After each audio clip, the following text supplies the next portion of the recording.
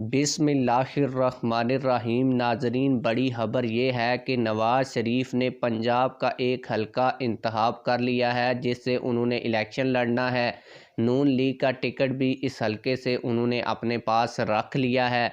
वो हल्का कौन सा है ये भी आज की इस वीडियो में आप लोगों को बताऊंगा। इसके अलावा तहरीक लब्बैक पाकिस्तान ने भी एक तगड़ा और मजबूत उम्मीदवार इसी हल्के से मैदान में उतारा है। तहरीक लब्बैक पाकिस्तान का कौन सा उम्मीदवार नवाज़ शरीफ का मुकाबला करेगा?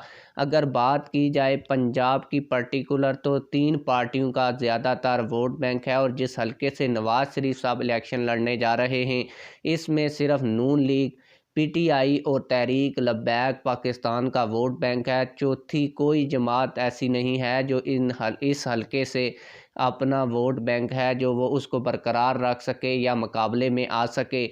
लेकिन पीटीआई की जो इस वक्त सूरत हाल बनी हुई है, उनके इस्टेब्लिशमेंट के साथ ताल्लुकात, और इस्टेब्लिशमेंट इस वक्त पीटीआई को बिल्कुल इलेक्शन लड़ने नहीं देना चाहती।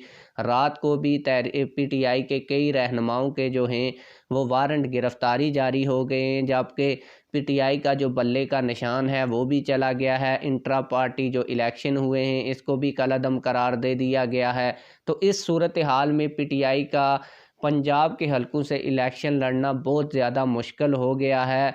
पीटीआई के जो उम्मीदवार हैं वो ना सिर्फ मुकाबले, तो उन्होंने क्या करना है, वो इलेक्शन ही नहीं लड़ पाएंगे। तो इस सूरत हाल में नवाज़ शरीफ का जो असल में मुकाबला होना है वो तहरीक लब्बैक पाकिस्तान के उम्मीदवार से होना है। तहरीक लब्बैक पाकिस्तान का उम्मीदवार कौन है नवाज़ शरीफ के मुकाबले में, ये मैं आप लोगों को बताता हूँ। लेकिन वीडियो शुरू करने से पहले आप लोगों से यही गुजारिश है कि वीडियो को लाइक कर दें, चैनल को सब्सक्राइब कर लें ताकि हमारी हर नई आने वाली वीडियो आप लोगों को बर वक्त मिलती रहे।